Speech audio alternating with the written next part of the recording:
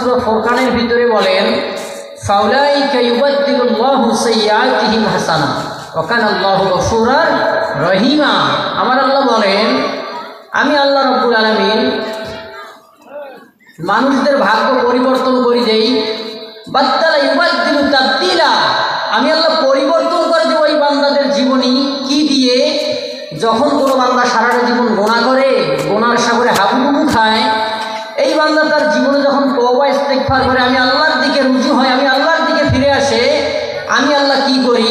ওই বান্দার জীবনের যত অপরাধ আছে অপরাধগুলো মাফ করে দেই। শুধু মাফ করে দেই না, ওই অপরাধগুলোকে আমি আল্লাহ মাফ করে দিয়ে অপরাধ সমপরিমাণ নেকি তার আমলনামায় দিয়ে দেই। কেন আল্লাহ দিতে চায়? আমাদেরকে ভালোবাসে, জান্নাত দিতে চায়, এজন্য দিতে চায়।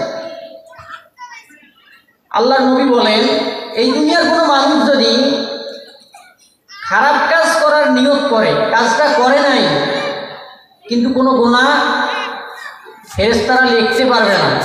আপনার ডান কাঁধে ভালো ফেরেশতা, উনি নেকি লিখতেছে, বাম কাঁধে একজন ফেরেশতা বদি লিখতেছে।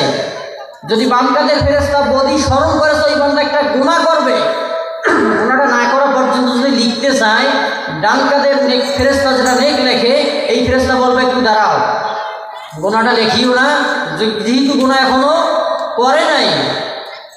আপনি আজকে ফজর থেকে নিয়ে এশা পর্যন্ত কয় রাকাত নামাজ, কয় ওয়াক্ত নামাজ মিক্স করেছেন, এই গুনাহটা আপনার আমলনামায় এত সহজে ফেরেশতা লেখে না। কেন লেখে না?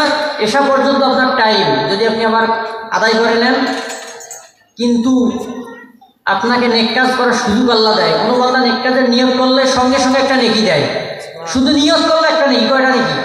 আর যখন কাজ বাস্তবায়ন হবে, আমার আল্লাহ বলেন নেক কাজের বিনিময়ে আল্লাহ 10 নেকি দান করেন। কোরআনের কথা, কিসের কথা? নেক কাজের বিনিময় 1 এ 10, সুবহানাল্লাহ। আর বদ কাজ করে নাই, করার নিয়ত করেছে, কিন্তু কোনো গুনাহ লেখা হচ্ছে না। আপনি নেক কাজের নিয়ত করেন, আপনার আমলনামায় একটা নেকি জমা হয়ে যাবে। তো আমাদের সুযোগ দিছে কি দেয় নাই?